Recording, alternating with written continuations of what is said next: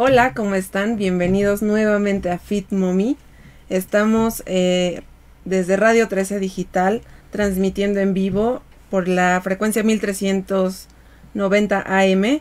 Gracias por estar aquí de nuevo. Todos los miércoles estamos teniendo un programa nuevo y un invitado nuevo. Este programa, como bien saben, se trata de cuidar a las embarazadas, cuidar a este binomio mamá-bebé durante todo este proceso tan mágico y tan importante en la vida de una mujer y en la vida de una familia. El programa de hoy se trata de ultrasonido en el embarazo. Y para eso tengo una invitada de honor que me hizo el gran honor de estar aquí con nosotros. Les presento a la doctora Norma Lorena Tello Aguilar. Ella es expresidente del Colegio de Médicos Ultrasonografistas de la asociación y de la Asociación Mexicana de Ultrasonido en Medicina, en la cual yo estudié, pero parece que no estudié bien porque ya se me olvidó el nombre. Muchas gracias por estar aquí, doctora. De verdad es un privilegio, es un honor que me acompañe y que me regale una hora de su tiempo para compartir con todas las personas que nos ven de qué se trata el ultrasonido, porque es un tema que, si bien parece muy sencillo, se está complicando cada día más y no está siendo bien tratado. Y ahorita vamos a platicar de eso. Constantemente muchos colegios y asociaciones tratan como de innovar y de estar frecuentemente tratando estos temas con vanguardia, con una buena educación, pero finalmente creo que nos estamos quedando un poquito cortos y ahorita vamos a platicar. Pero bueno, muchas gracias, bienvenida.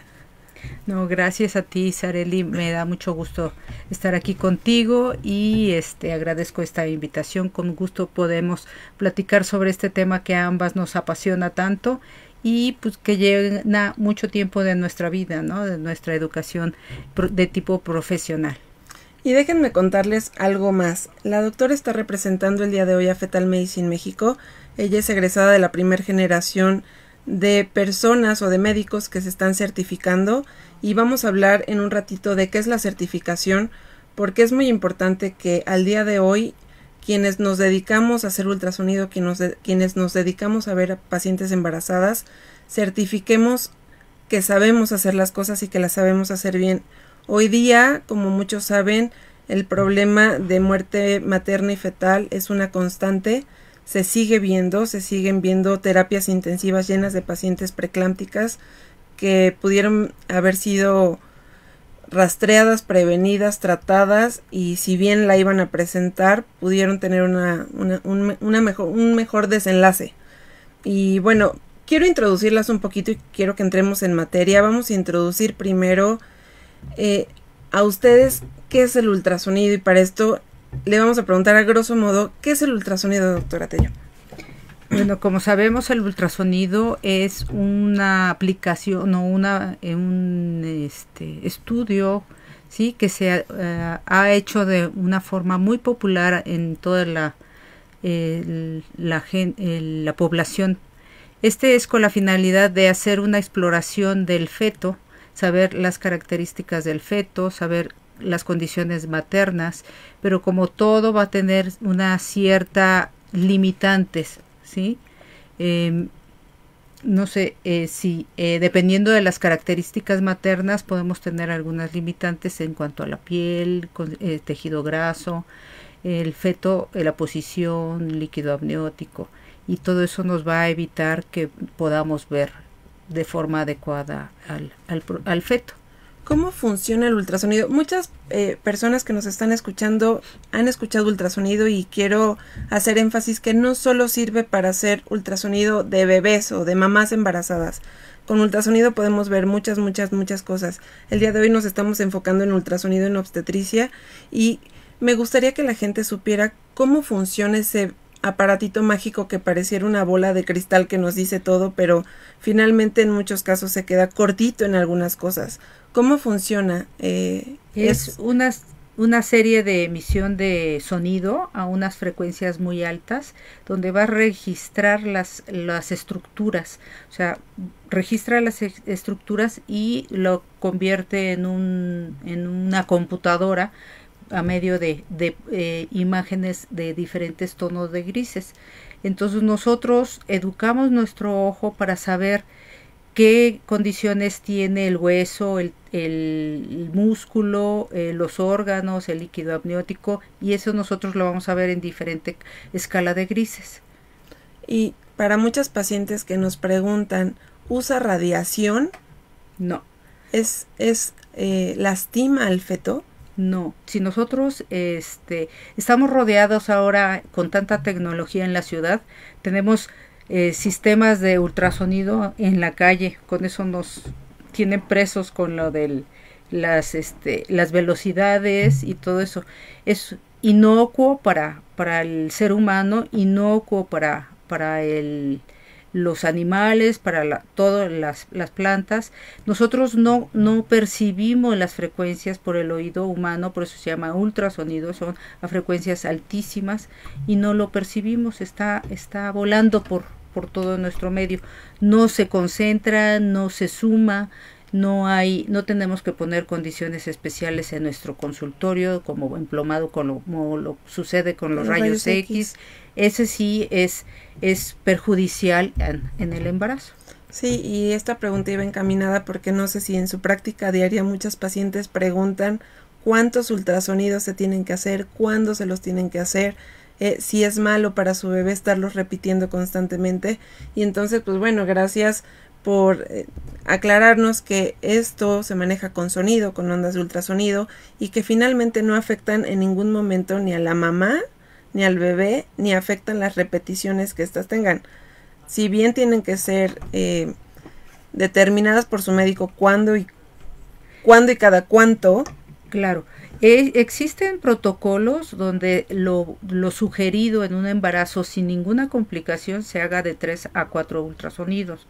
Generalmente hacen dos en el primer trimestre, uno puede ser antes de la semana 8 porque es cuando quieren saber si la gestación está intrauterina, o si no lo desplazan hasta la semana 11-13, que es el estudio muy importante del tamizaje del primer trimestre, donde se va a hacer un screening de las malformaciones. Screening es búsqueda de malformaciones en el feto, que pueden ser candidatos esos fetos en caso de que nosotros encontremos alguna malformación de alguna terapia fetal, o bien tenemos que sustentar los hallazgos que nosotros veamos con otros estudios como sanguíneos, para bioquímicos, para llegar a un mejor diagnóstico.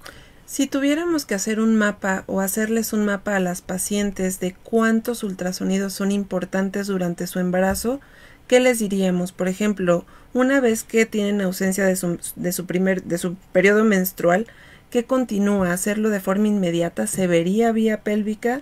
¿Tendría que ser endovaginal? ¿Cuándo se ve? Lo ideal es hacerlo vía endovaginal en el primer trimestre. Nosotros vamos a poder ver un saco gestacional de implantación intrauterina después de la 4ª semana. O sea, al momento de que tenemos un retraso, en esa semana se puede ver, ¿sí? Si nosotros lo queremos ver por vía suprapúbica, tendríamos que esperar una semana y media para que nosotros podamos tener la visualización del saco gestacional.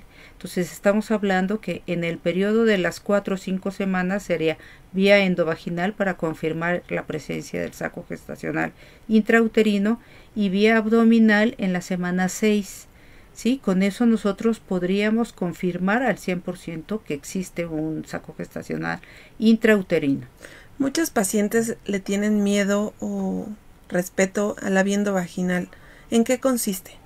Es introducir el transductor, que tiene una forma de como un bastón, ¿sí? Se cubre con una funda especial como si fuera un condón, que es estéril, y se introduce solo en el canal vaginal. Nosotros no tocamos ni el útero, nos quedamos en el canal vaginal y vamos a ver toda la extensión uterina. Incluso podemos evaluar el cérvix, que es una parte muy fundamental y muy importante de evaluar, y muchas veces queda pendiente esa área, y sí, podríamos detectar también problemas a nivel cervical.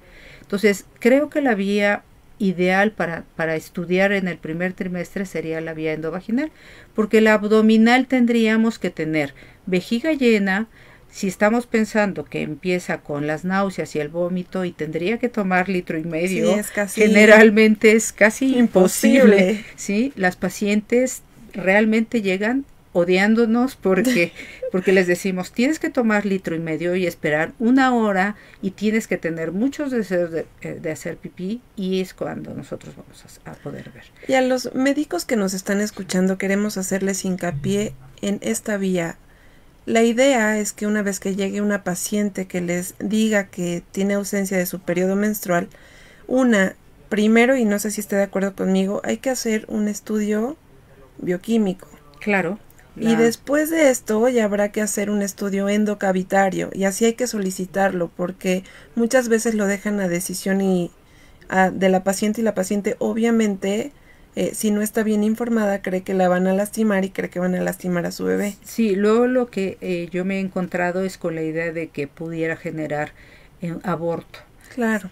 Definitivamente el estudio endovaginal no genera ningún problema. Si un embarazo va mal y sucede una desaveniencia, no va a ser por cuestión del estudio. Un estudio bien hecho no debe de ser incómodo ni molesto, y mucho menos doloroso. Si es doloroso es porque hay una patología adyacente, ¿sí? Puede ser una infección, puede ser que haya algo que nos está generando la dolor. Molestia. Exactamente. Y también para quien está solicitando en el primer trimestre la vía pélvica, es sumamente importante considerar que la vejiga tiene que estar bien llena, justo por lo que comentaba la doctora.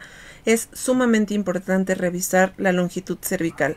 Yo creo que en el hecho de estar haciendo obstetricia preventiva, se nos pueden ir muchos diagnósticos si no hacemos las cosas de forma correcta. Exactamente. Hoy por hoy todavía sigue siendo un gran problema los partos pretérmino, prematuros, y con ello está lleno la terapia intensiva neonatal de prematuros porque no se detectó a tiempo y no se pudo hacer nada, y cuando se dan cuenta ya el bebé tuvo que nacer.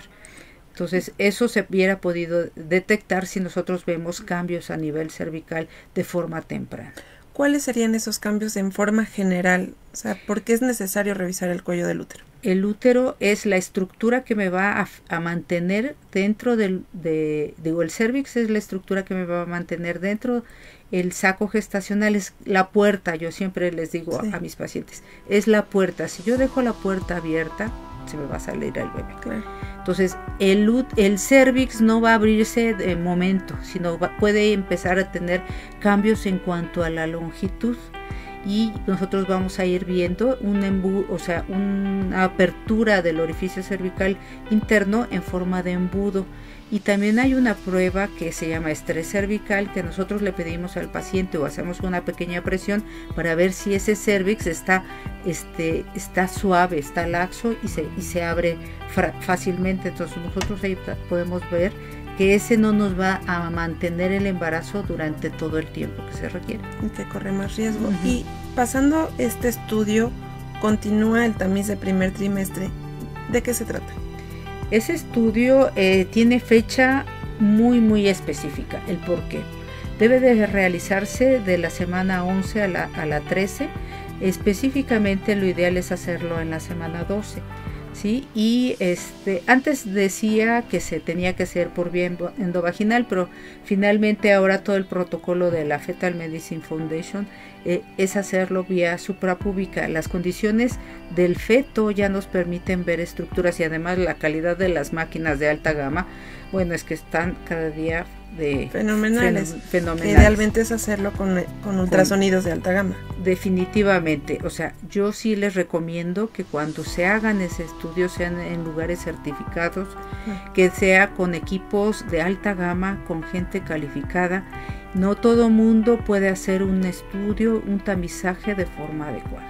Sí, consiste en buscar marcadores específicamente para sospechar malformaciones y también lo más temido, el síndrome de Down y otros síndromes muy frecuentes. Regresando del corte, vamos a continuar hablando de este estudio tan importante. Me gustaría que le comentáramos a las pacientes y a los médicos que nos están siguiendo de qué se trata el revisar y qué estructuras hay que revisar en este estudio. Ya volvemos, estamos por Radio 13 Digital, los invitamos a seguirnos en redes sociales, doctora Sareli.redondo, los de la doctora Lorena Tello, Norma Lorena Tello Aguilar en Facebook. Síganos, ya volvemos. Hola, estamos de nuevo en Fit Mommy.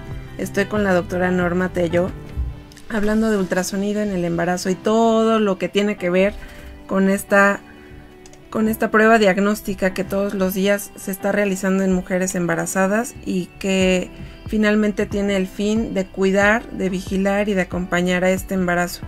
Estábamos hablando del tamiz de primer trimestre, que si bien ya lo hemos tratado en varios programas, me gustaría que le dijéramos a las pacientes qué se revisa en este estudio y por qué es tan importante.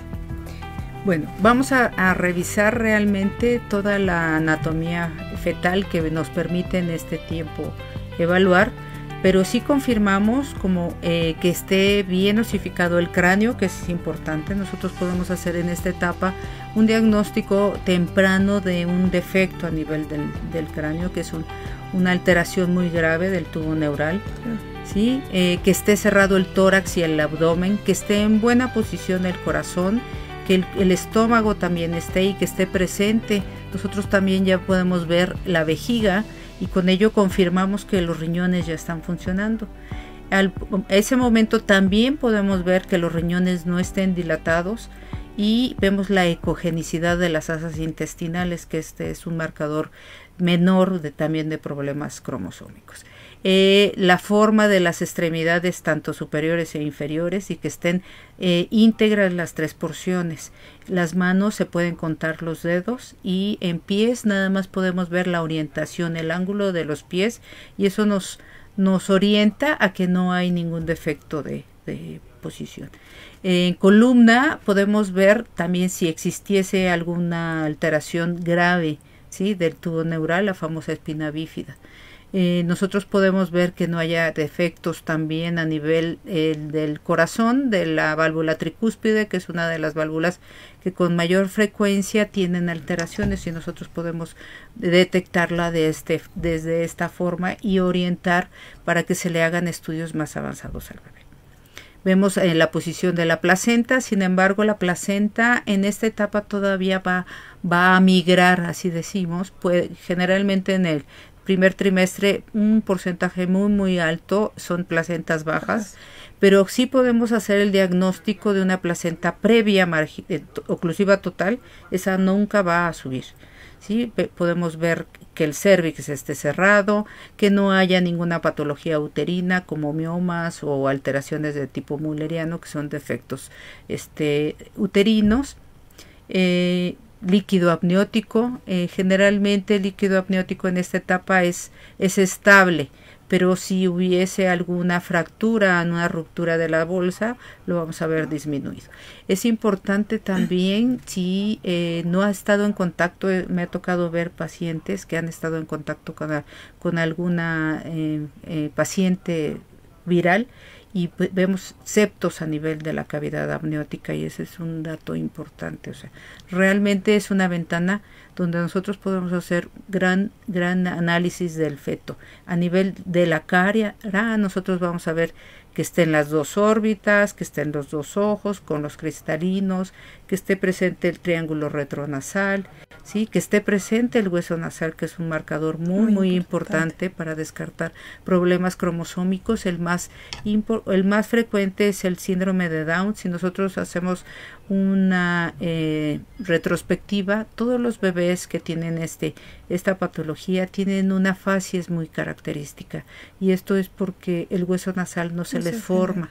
Entonces nosotros podemos hacer desde esta etapa tan temprana, podemos intuir que ese bebé tenga algún problema a ese nivel. También el espesor de la nuca, que nosotros llamamos translucencia nucal. Esto nos va a hablar si existe un problema de tipo cromosómico, o bien si está habiendo alguna malformación o alguna alteración en el manejo de líquidos, que también puede tener engrosado el pliegue nucal y no ser de un marcador cromosómico, o bien si existe un síndrome que es el síndrome de Turner, con con el higroma quístico, o sea, realmente podemos ver muchas cosas. Sí, este estudio es una etapa muy importante porque nos da el espacio para poder ver y ver bien, obviamente con equipos de alta gama y obviamente en ojos y manos expertas. Más adelante vamos a hablar de las certificaciones y de quién sí tiene la capacidad y ahora sí que los estudios que avalen que puede hacer estudios de este tipo, ¿no? Nosotros como fellows de Fetal Medicine Foundation estamos enamorados y casados con la inversión de la pirámide de atención prenatal. ¿Qué significa?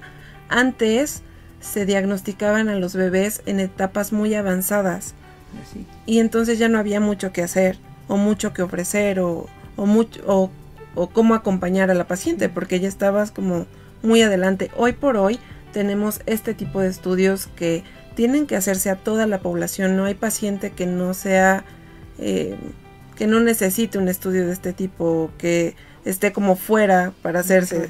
Sí, no, es para despistaje en la población en general, no es porque tú tienes tal enfermedad o tú tienes tantos años.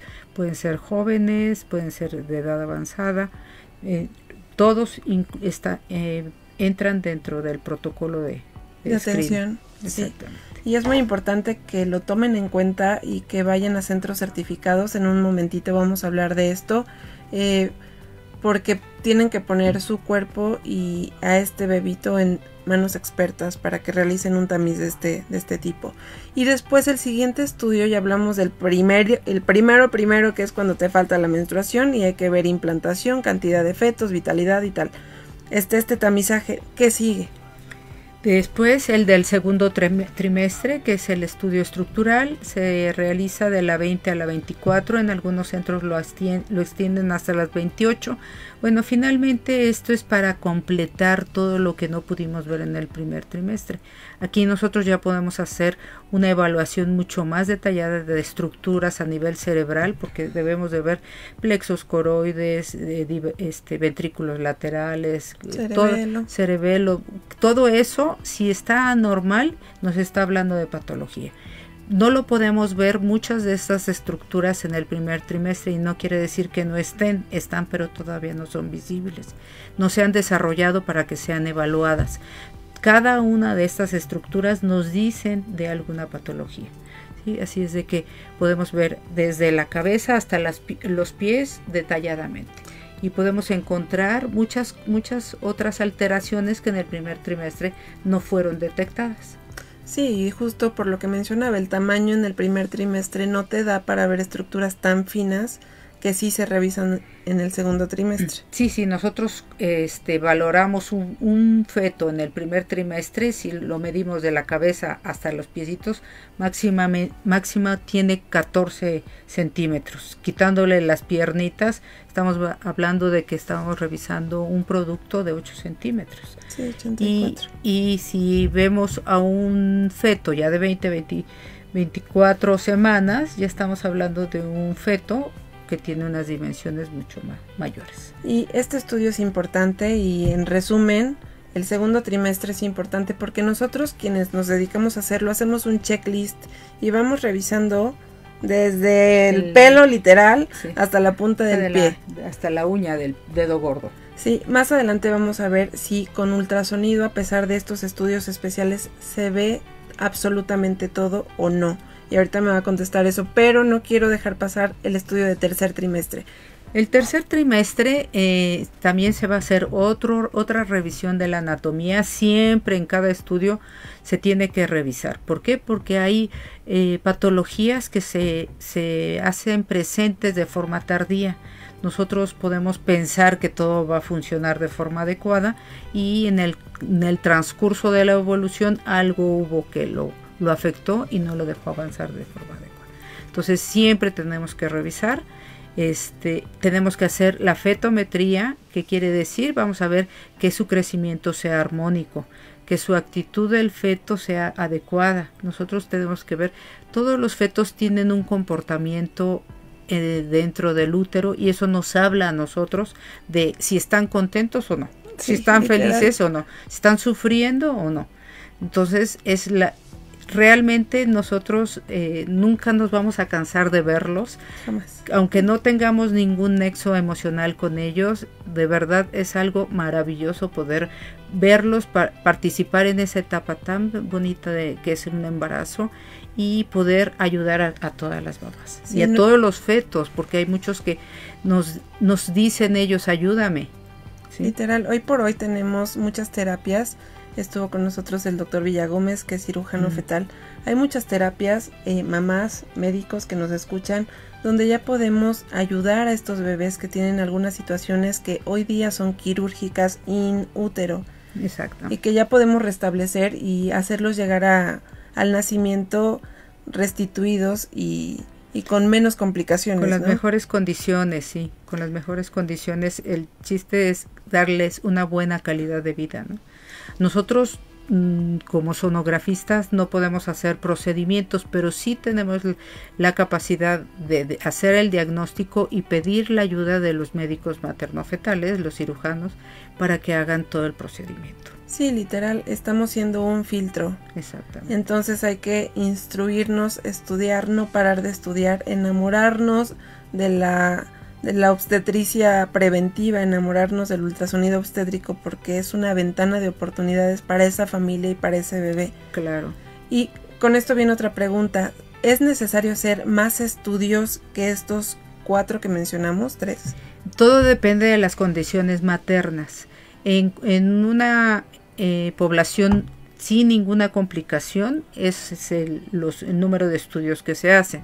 Sin embargo, si existiera alguna alteración en el percentil del crecimiento, podría hacerse un número mayor para estar vigilando la curva de crecimiento, el índice de masa de ponderal, exactamente. Y en caso de que hubiera alguna restricción del crecimiento, también ver que no haya sufrimiento fetal agudo, crónico, hipoxia y todo. Entonces podríamos alargar incluso hasta 4 estudios más. Ok. Y aquí voy a entrar en controversia y en mitos y realidades del ultrasonido. ¿Qué tan importante es hacer la tercera y cuarta dimensión y qué nos dice esta tercera y cuarta dimensión? ¿Suple a los estudios que ya mencionamos? ¿No lo suple? ¿Qué sucede? La tercera y cuarta dimensión, yo siempre les he dicho que es como de tipo social. Sí. Es un premio que se quiere dar la mamá, está bien. ¿Sí? Si todo va bien, ¿por qué no conocer a algo que es tan deseado y tan querido que está dentro de nosotros? Creo que todos los que hemos tenido el privilegio de ser madres, es una incógnita, ¿cómo será? Entonces, es una maravilla hacer este estudio, pero no va a suplir nunca jamás a los estudios convencionales, ¿sí?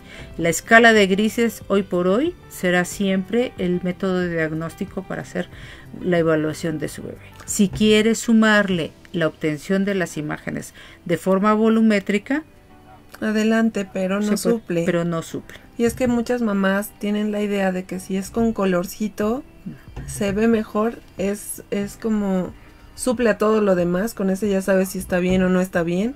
No. Y creo que es un error, ¿no? Claro, yo creo que aquí lo entienden mejor los pacientes, los familiares. ¿Por qué? Porque nosotros tenemos el ojo adaptado en escala de grises y lo vemos perfecto, pero ellos ya lo ven en volumen y le entienden mejor. Es muy demostrativo cuando desafortunadamente tiene alguna alteración y los papás necesitan entender lo que está sucediendo. ¿Sí? Entonces para demostrar sí se puede. Ahora hay cortes tomográficos maravillosos a nivel cerebral y todo, pero es más que nada como un plus para demostrar nuevamente la alteración. Y dígame algo, doctora, porque este es otro mito. ¿Se observa absolutamente toda alteración por ultrasonido? No. Desafortunadamente no, porque no podemos ver genes, ¿sí? No podemos ver cómo funcionan los órganos. Entonces vemos estructuras, yo siempre he dicho, vemos como el cascarón, claro, ¿sí?, de la casa, pero no sabemos cómo están los pilares, no sabemos cómo van a funcionar en un momento dado algún órgano. Entonces todavía hasta ese momento no ha llegado, por eso tenemos que que sumar con otro tipo de estudios cuando queremos saber si nuestro bebé está 100% sano, que ya son pruebas invasivas o serológicas. Y aún así creo que nunca vamos a llegar antes de el nacimiento a tener un 100%, creo yo.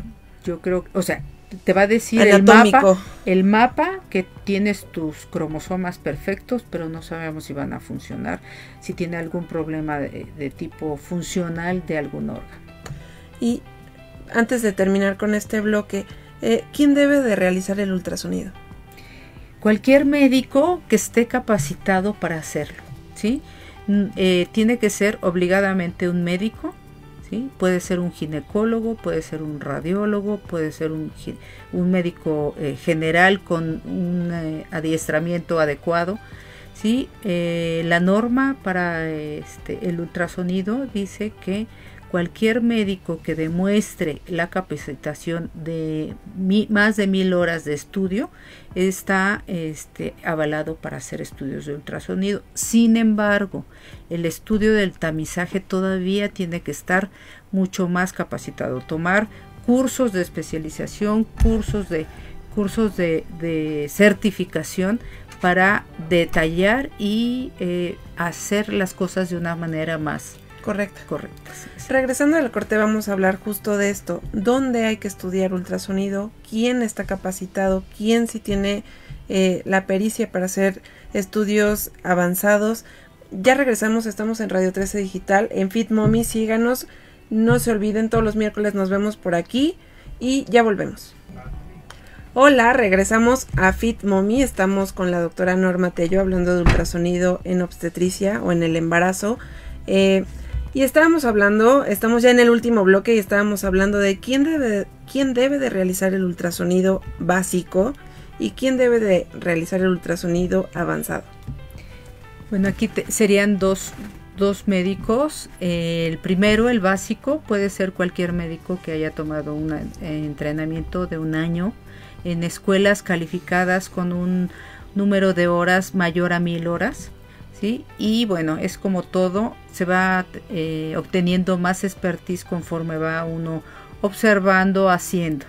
Realmente, a pesar de que son cursos muy intensivos y todo eso, pero cuando ya está uno ante el paciente, sí necesita cierto adiestramiento y cierta expertise.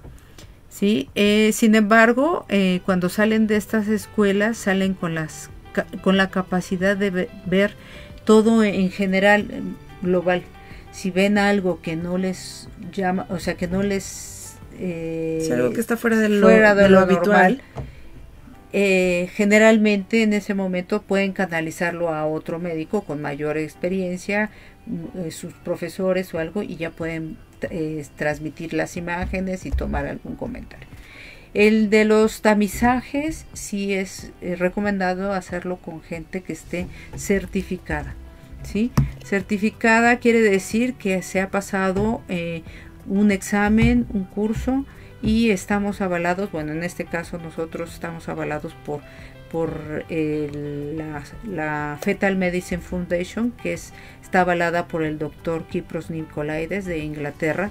Y bueno, es la primera vez que se hace, aparte de Inglaterra, que se hace aquí en México, es la certificación tanto en línea como presencial. Esto es la forma de cómo lo hacen allá en Inglaterra.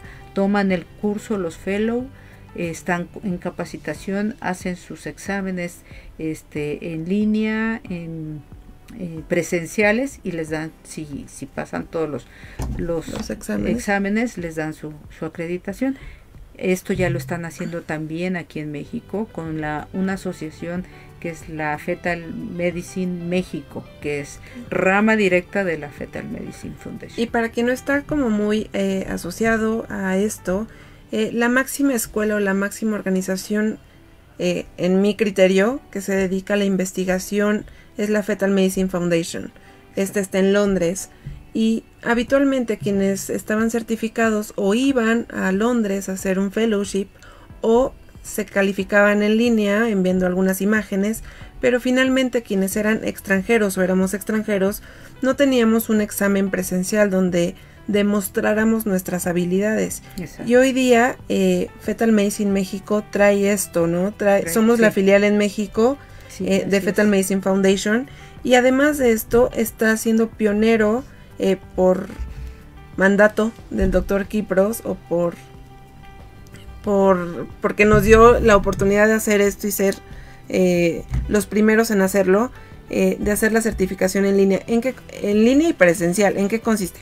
Bueno, aquí fue un arduo trabajo de la directora de la Fetal Medicine México, hay que reconocerlo, la doctora Rosario García Mandujano. A quien le mandamos un saludo enorme. Sí, claro, es una mujer muy empeñosa, que no descansa. Ella fue fellowship del doctor Kipros Nikolaide, y viendo la gran problemática que hay aquí en nuestro país, se dio la tarea de formar este tipo de cursos. Entonces, por eso es de que el doctor Kipros Nikolaides le autorizó este tipo de escuela, por así decir, saliendo de la madre original de Inglaterra. Estos cursos, bueno, consisten en un curso básico, ¿sí?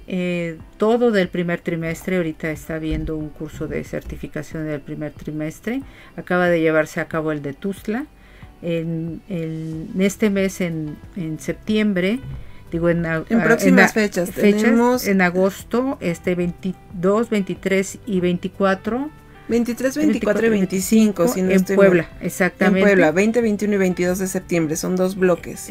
El primero es el básico, el segundo es el intermedio, y después va a haber otro aquí en la Ciudad de México, en el 18, 19 y 20 de octubre, es el básico, y el intermedio 15, 16 y 17 de noviembre. Y el avanzado ya se va hasta el siguiente año. Creo que estamos dando las fechas, las vamos a repetir. El módulo básico se divide en 2 bloques y son en la Ciudad de México 18, 19 y 20 de octubre y 15, 16 y 17 de noviembre. Para quien esté interesado en tomar esta primer fase, pues adelante, creo que las inscripciones están abiertas para esto, ¿no? ¿En qué va a consistir el curso básico? El curso básico es teoría y práctica, ¿sí? Básico desde cómo hacer el rastreo, cómo calibrar nuestro equipo, cómo obtener las imágenes, hasta cómo hacer el rastreo para obtener las imágenes. Y el chiste es de que la doctora los va encaminando a que tomemos las imágenes con una calidad mayor, para que sean enviadas a Inglaterra y podamos acreditar el curso. Y dígame algo, doctora, finalmente todos los obstetras están teniendo la capacidad y habilidad de hacer ultrasonido obstétrico, o si es necesario que tomen cursos de este tipo para que unifiquemos criterios y finalmente todos nos encaminemos a una evaluación obstétrica correcta. Tienen las bases los ginecólogos, pero yo creo que el que acudamos a estos cursos para unificar criterios es fundamental. Todos tenemos que tener exactamente la misma receta. Y finalmente, ¿el curso básico solo está dictado para médicos o quién más puede asistir? Puede asistir médicos radiólogos, médicos sonografistas y médicos ginecólogos. O sea, cualquier médico que le interese la práctica de ginecología y obstetricia y que tenga una capacitación previa de ultrasonido puede hacer el curso. En ginecología, porque hay ultrasonido en abdomen, en páncreas, en todo. Entonces no va a entender, sino que tenga el conocimiento básico de obstetricia. Y dígame algo, finalmente con estos cursos, ¿qué pretendemos obtener? Porque la situación actual en México es que mucha gente está haciendo ultrasonido y no está bien capacitada. Así es. Entonces, ¿qué se pretende obtener con esto? Se pretende evitar el mayor número de errores y con ello hacer diagnósticos oportunos y invertir la pirámide de atención prenatal. O sea, evitar muertes maternas por preeclampsia, alteraciones fetales por mala detección de malformaciones, diagnósticos inapropiados. Eso es lo que se pretende. Y yo creo y aplaudo esta iniciativa porque finalmente la idea es lograr una gran familia, y me refiero a que en esta unificación de criterios logremos tener la habilidad de hacerlo y también la habilidad de pedir ayuda cuando la necesitemos. Sí, hay que ser realmente honestos, no se puede saber todo de todo. Cada quien tiene una capacitación para un punto específico y cada quien tiene una habilidad mayor o menor. Y creo que esta familia se ha caracterizado por la hermandad, y realmente nos sentimos muy apoyados porque si tenemos un caso interesante lo compartimos y eso nos va a ir fructificando a todos, porque compartir todos los casos es maravilloso. Usted que ya tomó el curso, que fue la primera generación, ¿qué ha dejado hoy día esa experiencia y qué ha dejado con sus compañeros esa experiencia? Primero conocí gente maravillosa que no tenía yo el gusto, y volví a ver a muchos alumnos que tuve, y me dio mucho gusto estar ahí con ellos y ver que siguen creciendo, siguen esforzándose para seguir adelante, y eso es maravilloso. Nunca es tarde para empezar y nunca se termina de estudiar. Y el tener el sustento de alguien que tiene un doctorado o que tiene una especialidad y nos pueda apoyar en cualquier duda que tengamos en nuestro diagnóstico es muy bueno. Yo creo que esta primera generación formó un grupo muy unido y muy bonito, ¿no? Donde yo he notado que todos los días se comparten información, se comparten estudios, dudas. Así es. Entre todos determinan la patología de algún paciente que esté teniendo alguno de ellos. Así es, y también aceptamos cuando hay alguien que se equivocó y mira, hazle así, mejórale aquí, súbele allá. O sea, todo con la finalidad de mejorar, nunca con finalidad de ofender ni nada, al contrario, siempre ayudarnos. Ya estamos por terminar el bloque, pero me gustaría tener su opinión de esto. En la situación actual del ultrasonido en México, ¿qué habría que cambiar? ¿Qué habría que mejorar en términos generales y específicamente en el ultrasonido obstétrico? ¿Qué hay por hacer? Yo creo que estandarizar quiénes están capacitados para hacerlo y hacerlo de manera honesta. Sí, hay mucha gente que desafortunadamente por tener más pacientes engañan o hacen el estudio de forma inadecuada. Entonces yo creo que si tenemos que ser honestos, tenemos que decir esto no está dentro de mis capacidades, mis habilidades, y no está todo terminado, sino entrar a tomar los cursos, a las actualizaciones. Hoy en día todo mundo tenemos que estarnos actualizando. Lo que hoy se mide de una forma, mañana ya no se va a medir así, y pasado se va a ver otras estructuras que antes no las veíamos. Entonces esto es algo de nunca acabar. Sí, yo creo que debemos, todos los que nos dedicamos a esto, manejarnos de forma honesta, manejarnos de forma ética. Darle la oportunidad a esa familia y a ese bebé y a esa mamá de tener un diagnóstico temprano, de ayudarlos y concientizarlos en caso de que venga algo anormal, de acompañarlos y de derivarlos con gente competente, claro, que los puede ayudar en tal o cual situación. Creo que el ultrasonido en México hoy día está siendo una herramienta súper importante, cada vez más está siendo de un acceso más... Sí, ya es más fácil, ¿no? Realmente muchos médicos ya tienen en su consultorio el equipo, pero muy pocos a lo mejor estén capacitados para hacer el estudio. Si nada más es para ver que tiene frecuencia cardíaca y se mueve, bueno, pero si ya a dar un diagnóstico, una evaluación, sí es bueno que se haga un curso, una capacitación adecuada. Sí, y por favor, quien esté haciendo ultrasonido, y sí certifíquense, sí estudien más allá de lo que ya saben, porque nunca terminamos de estudiar ni de entender todo lo que pasa con el cuerpo humano, y más con un ser nuevo que está en desarrollo. Sí, no. Los invito a estos cursos, los invito a hacer preguntas, a estar de la mano con expertos, de hacernos llegar sus dudas.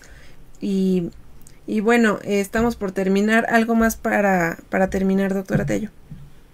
Pues nada, agradezco su tiempo, espero que haya sido muy útil y haya yo podido resolver algunas dudas, y estoy a sus órdenes si en algo les puedo servir. ¿Dónde la pueden encontrar?